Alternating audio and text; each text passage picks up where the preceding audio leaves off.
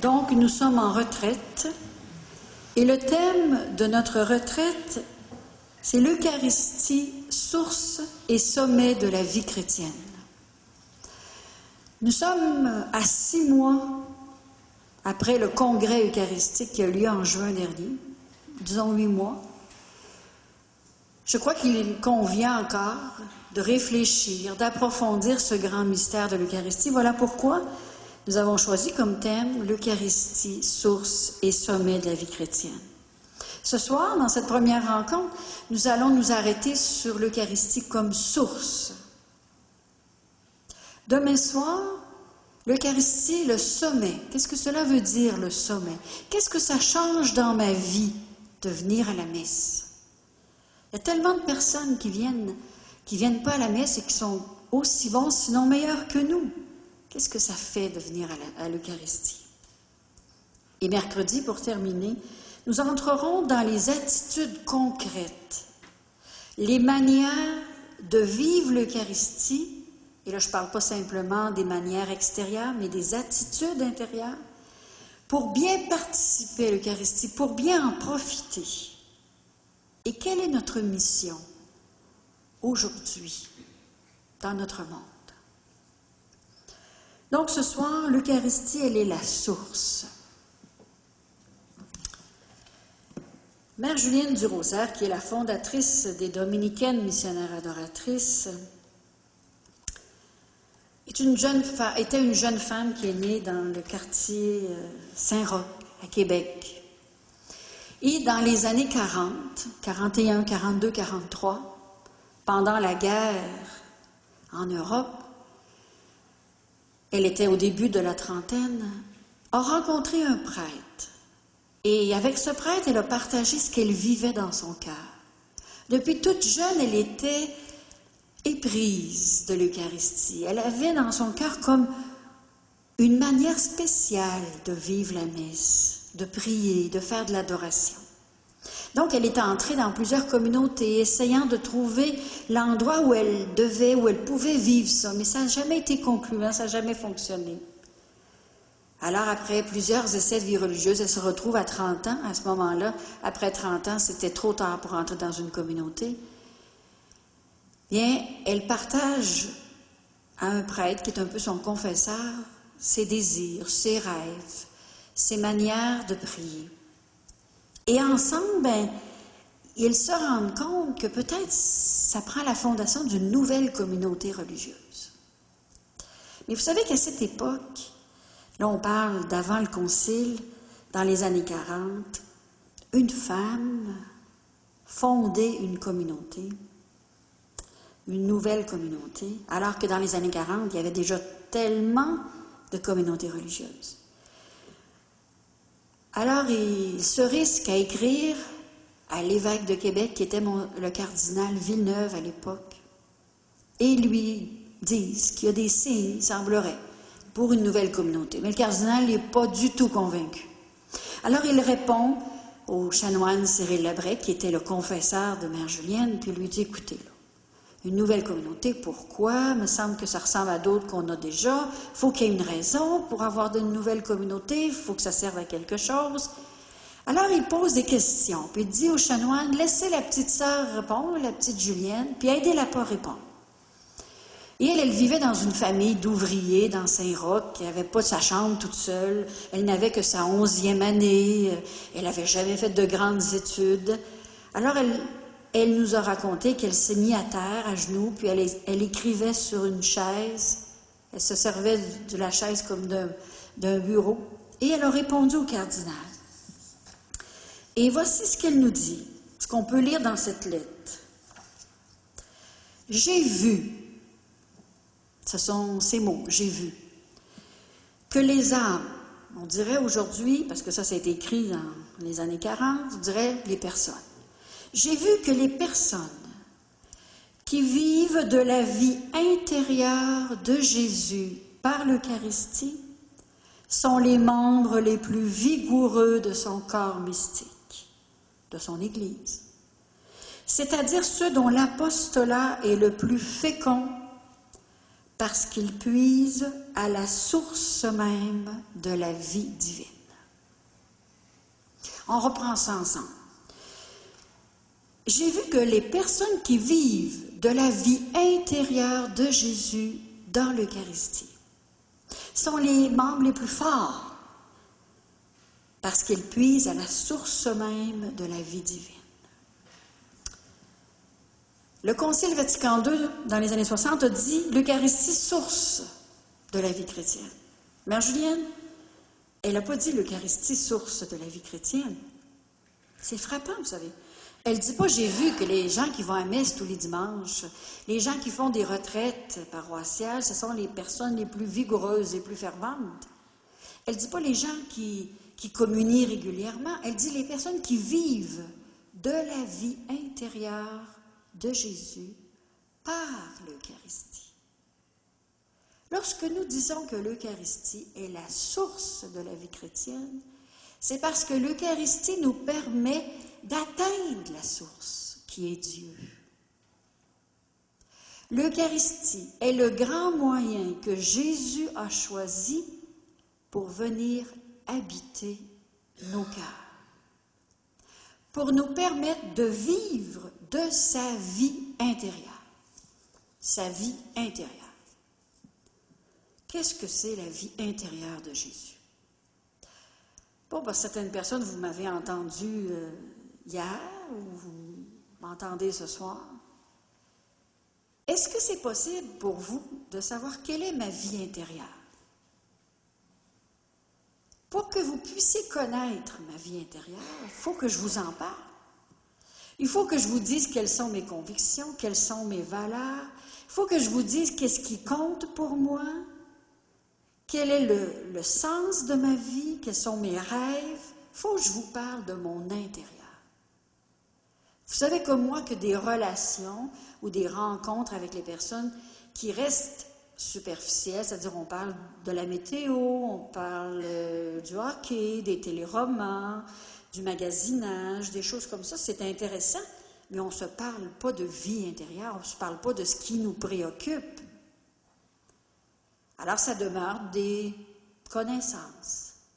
Mais pour qu'il y ait une relation d'amitié, d'amour, une relation profonde qui dure, il faut qu'il y ait partage de la vie intérieure. Et le désir de Dieu, c'est de nous partager sa vie intérieure, de nous permettre de puiser à la source même de la vie divine. Qu'est-ce que la vie divine? Qu'est-ce que la vie divine? Ça va mieux à l'endroit. On va aller dans la Bible, on va aller voir ce que Moïse a reçu de Dieu. Vous savez, Moïse, c'était quelqu'un à la tête dure. C'est quelqu'un qui avait la tête dure, Moïse.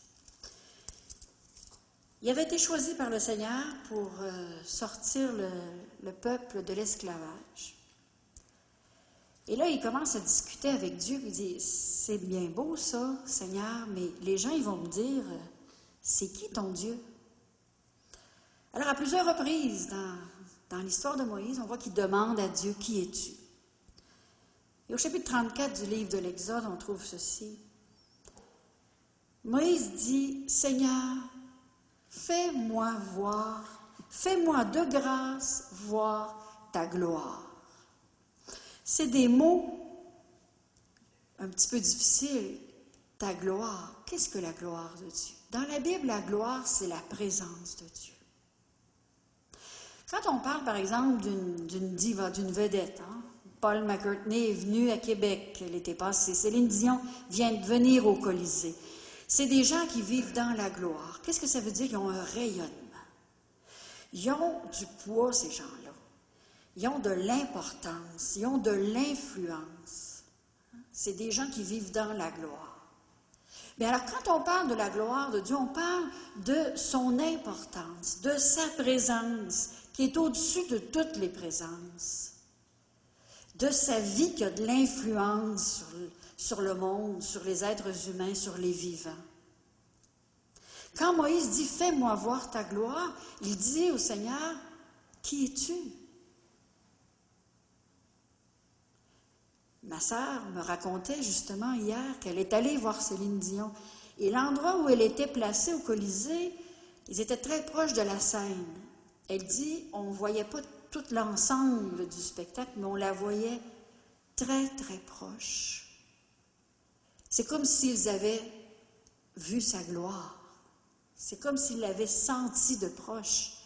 Et il y a quelque chose qui émane de ces grandes vedettes, de ces personnes importantes.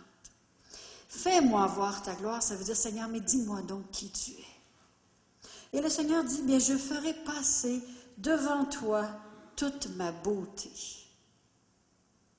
Pas juste les vedettes de cinéma, on a eu les Oscars la semaine dernière, il n'y a pas juste les vedettes de la chanson qui font passer devant nous toute leur beauté. Le Seigneur, le premier, nous dit, je ferai passer devant toi toute ma beauté.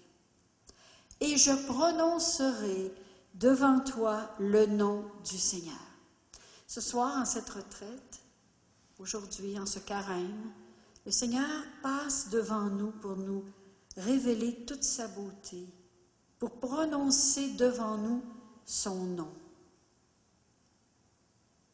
Et le Seigneur passa et cria, « Je suis Seigneur, Seigneur, Dieu de tendresse et de pitié, lent à la colère, riche en grâce et en fidélité. » Ce sont des mots qu'on a essayé de trouver dans notre langue française pour traduire les mots qui ont été écrits en hébreu.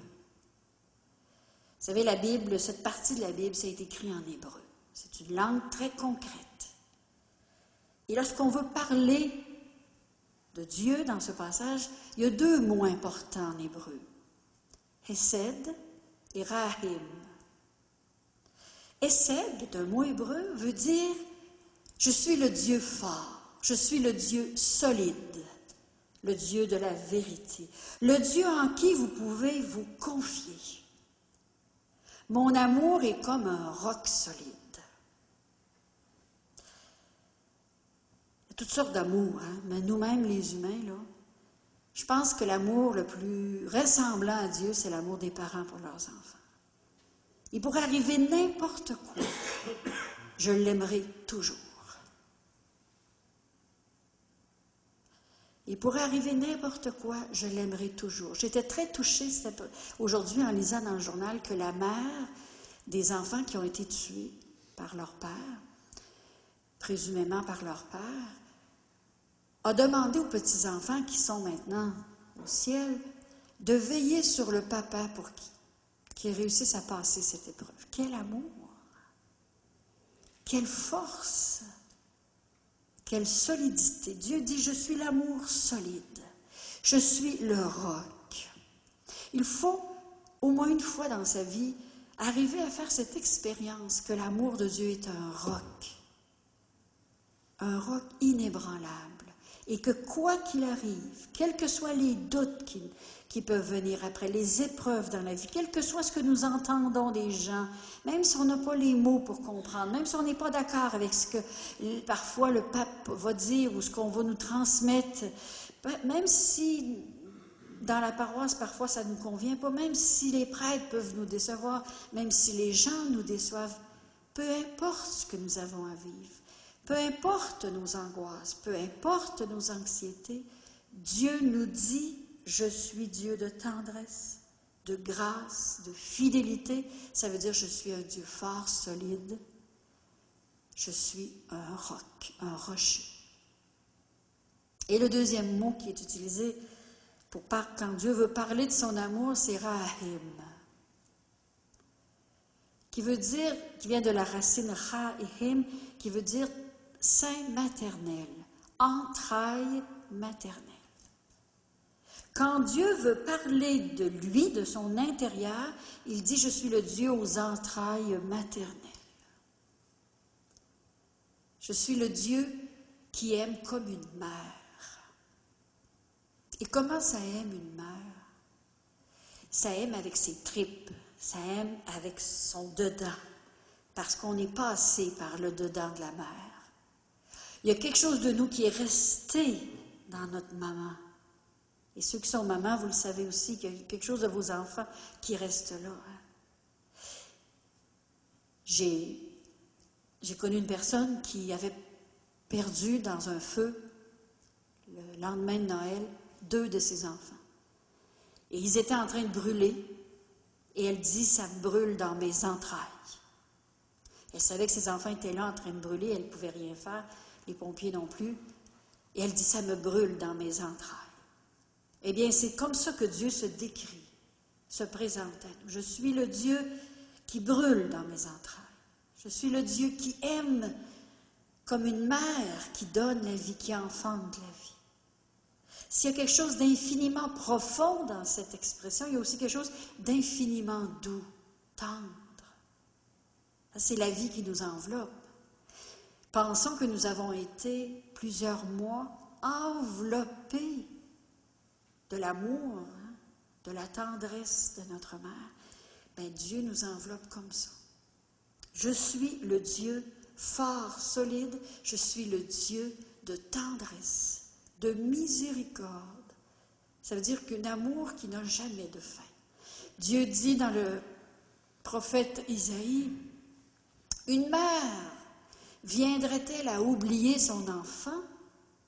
Moi, jamais je ne t'oublierai. » Ça veut dire, écoutez, une mère qui renie ses enfants, qui abandonne ses enfants, c'est presque incroyable, mais même si cela arrivait, moi, jamais je ne t'oublierai. C'est lui notre Dieu qui nous rejoint dans l'Eucharistie. Et lorsque nous disons que l'Eucharistie est la source de la vie chrétienne, avec Mère Julienne, nous disons que l'Eucharistie nous permet d'entrer dans l'intérieur de la vie de Jésus, dans l'intérieur de la vie même de Dieu. L'Eucharistie nous permet d'aller dans les entrailles de Dieu, dans son cœur, d'aller nous reposer sur Dieu comme notre rocher, notre certitude, celui qui nous maintient dans sa main, quel que soit ce qui nous arrive. Sont les membres les plus vigoureux de son Église, c'est-à-dire ceux dont l'apostolat est le plus fécond, parce qu'ils puisent à la source même de la vie divine. En Jésus, dans son cœur, par son Eucharistie, ces personnes sont introduites dans l'amour de Dieu même. En Jésus, dans son cœur, par son Eucharistie, nous sommes introduits en Dieu, dans son amour. Et c'est ici qu'il faut parler de Jésus. Dans l'Ancien Testament, Dieu s'est révélé comme le Dieu d'amour, le Dieu solide, le Dieu qui fait patience, qui fait miséricorde. Vous savez, dans la Bible, les 3/4 de la Bible ont été écrits, et ce sont des événements qui ont été vécus avant Jésus. Qui est Jésus? Il est Dieu fait homme. Avant d'aller plus loin, je voudrais vous raconter une histoire. Puisque c'est l'heure des téléromans, racontons des histoires. Vous savez, moi j'ai vécu au Pérou. J'ai été missionnaire au Pérou pendant 7 ans. Et quand on m'a demandé d'aller au Pérou, je vous avoue que ça a été difficile d'y aller. Il fallait que j'apprenne une autre langue, il fallait que j'apprenne à connaître d'autres personnes. Ça a été quelque chose de difficile. Alors, je suis partie au mois de novembre et j'arrivais donc à la fin de l'année. Et je me retrouvais souvent seule à la maison. Mes compagnes étaient dans leur travail, à l'école, à la paroisse. Et un jour, imaginez-vous que j'ai trouvé dans ma chambre une fourmi. Vous comprenez, quand on arrive du Québec, dans un couvent en plus, on ne trouve pas souvent des fourmis dans nos chambres. J'étais un petit peu découragée, surtout que ma chambre était au 2e étage. Alors j'ai tué la fourmi. Mais le surlendemain, il y avait une 2e fourmi. Peut-être cette journée-là, j'étais encore plus nostalgique. De toute façon, j'ai regardé la fourmi, mais je me suis dit, toi, tu es toute seule, moi, je suis toute seule. Bon, peut-être qu'on peut parler ensemble. Est-ce que tu parles espagnol, français? Est-ce que tu parles fourmi? Bon, je n'ai jamais eu de réponse, mais j'ai continué de parler. Je ne me souviens plus dans quelle langue je lui parlais. Et là, j'ai commencé à expliquer à ma fourmi. Bon, sais-tu, moi, je veux bien te prendre en pension dans ma chambre, mais il ne faudra pas que tu sortes, parce que si tu sors dans le couloir, bien les autres sœurs, quand ils vont te voir, ils vont t'écraser. Parce que les autres, ils ne conçoivent pas qu'on puisse avoir des fourmis. Alors, j'ai essayé de l'expliquer ça. Alors, j'ai commencé à lui parler, j'ai vu qu'elle ne comprenait pas. Alors, j'ai fait un dessin. J'ai dit, je vais faire un dessin pour qu'elle comprenne. Puis, je voyais bien que ma fourmi ne comprenait pas. Elle se dirigeait toujours vers la porte. Alors, j'ai dit, je vais être obligée de lui faire un enclos. J'ai pris mes serviettes, j'ai fait comme un petit enclos près de mon évier que j'avais dans ma chambre, et j'ai mis seule ma petite fourmi. Puis là, je me suis dit, il faut que je la nourrisse. Alors, j'apportais en cachette des biscuits soda. Mais je me suis aperçue vite qu'elle aimait mieux les biscuits sucrés. Alors, si un jour vous avez des fourmis, apportez plutôt des biscuits socialité. Ils préfèrent les biscuits sucrés. Et ainsi ont passé les semaines et on arrive à l'avant-veille de Noël. Ma fourmi était toujours là. Tout à coup, elle apparaissait. Et là, j'ai réalisé quelque chose. Je m'étais attachée à ma fourmi. Je m'étais prise d'affection pour elle. Je dois l'avouer, j'aimais ma fourmi. Et qu'est-ce qui arrive quand on aime quelqu'un? Et on a envie de l'embrasser. Mais vous imaginez-vous, moi, embrasser une fourmi? Alors, je me suis dit, je vais prendre ce que j'ai de plus petit, mon doigt, mon petit doigt, et je vais essayer de lui faire une caresse. Je me suis approchée le plus doucement que je pouvais. J'ai parlé tout bas, j'ai chuchoté pour lui dire « Je t'aime, n'aie pas peur ». Mais plus je m'approchais, plus elle se cachait, plus elle s'éloignait de moi. J'ai pensé que c'était l'ombre de la lumière.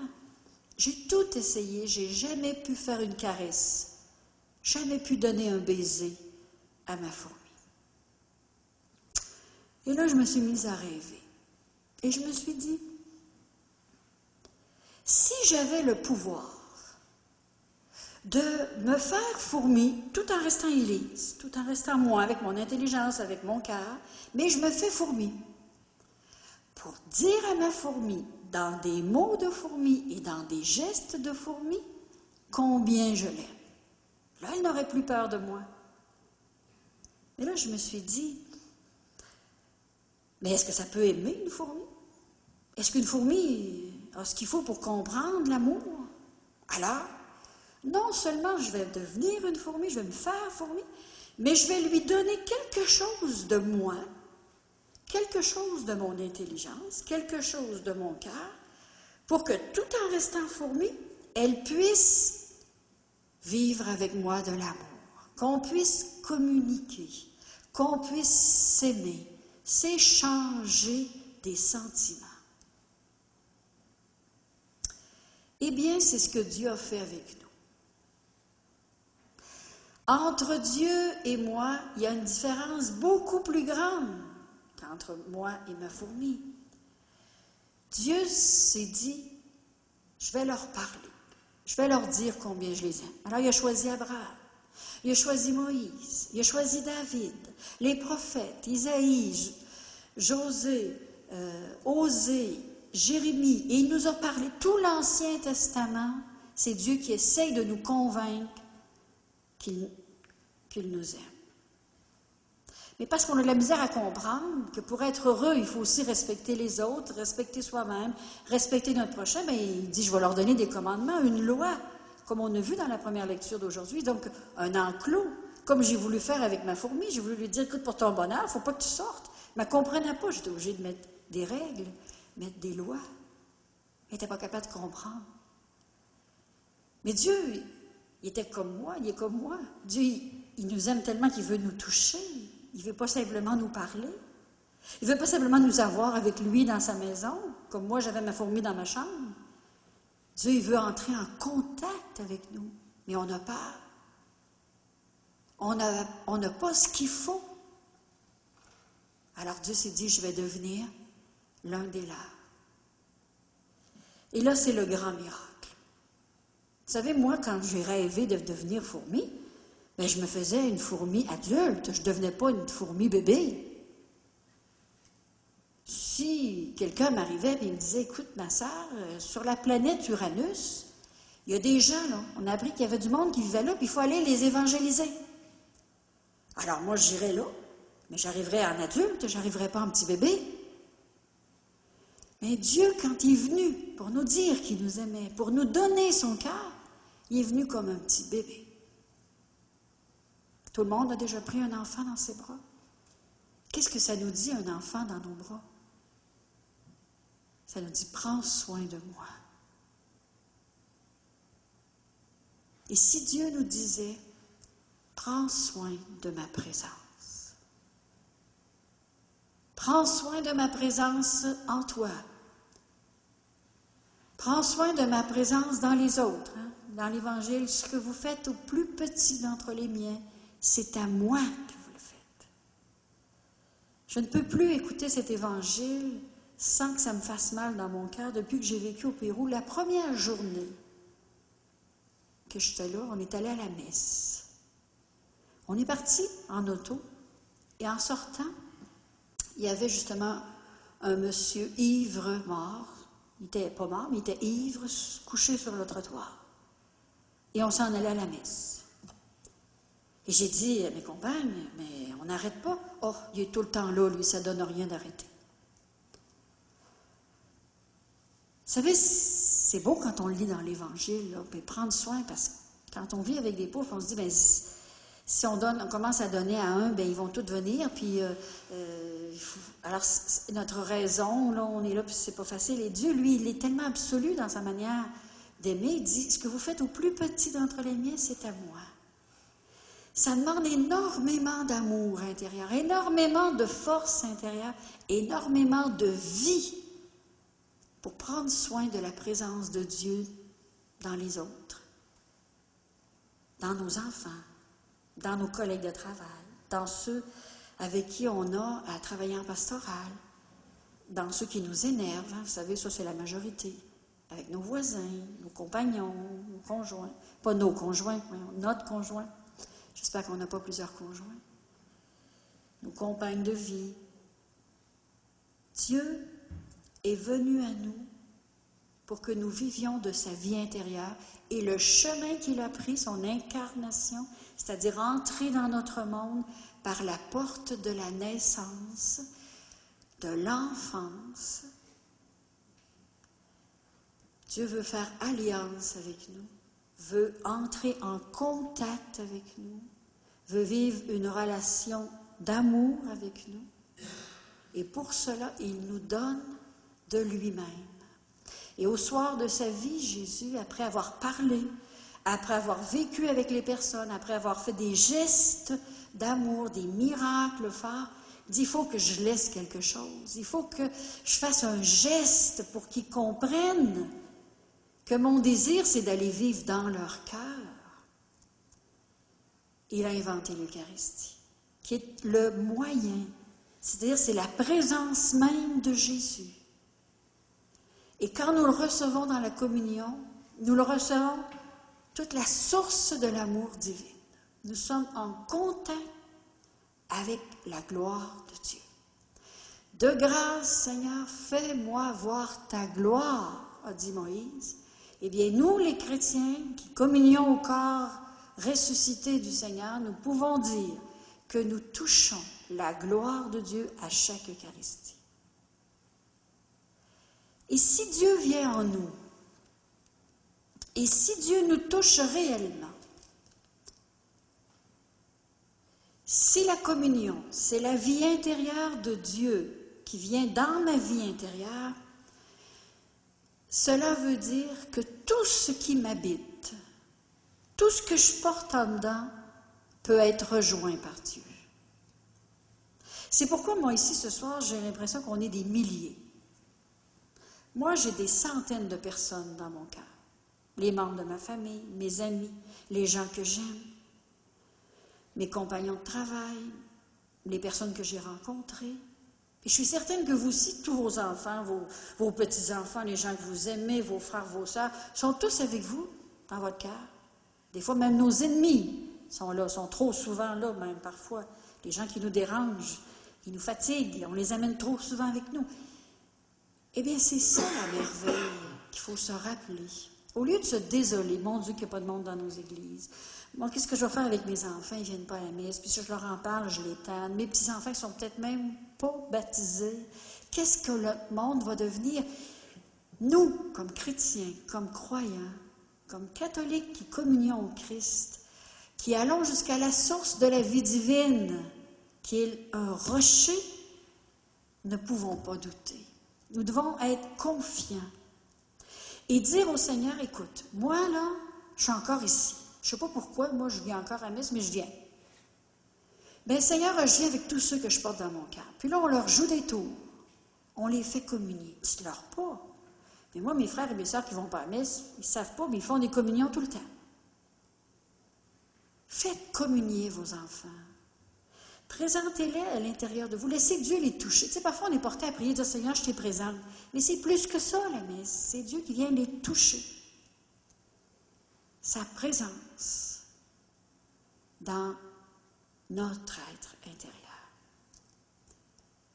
Nous allons chanter encore une fois, Ô Père, je suis ton enfant, mais cette fois-ci, nous allons le faire en ouvrant les mains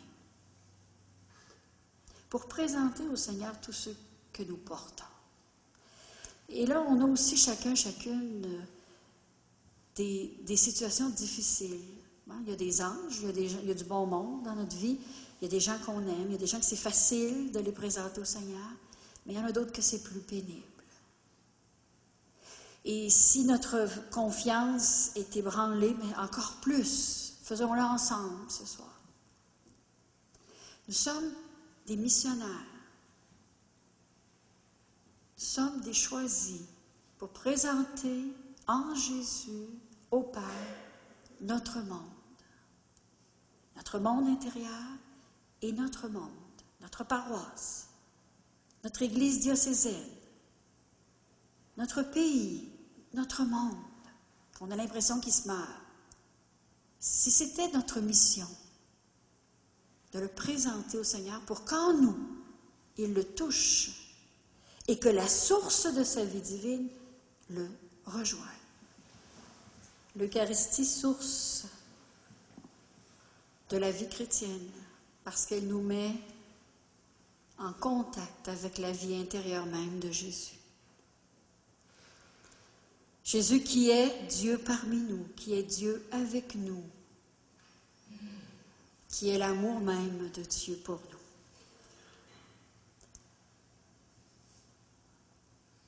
D'ici à notre prochaine rencontre, laissons cet amour nous envahir.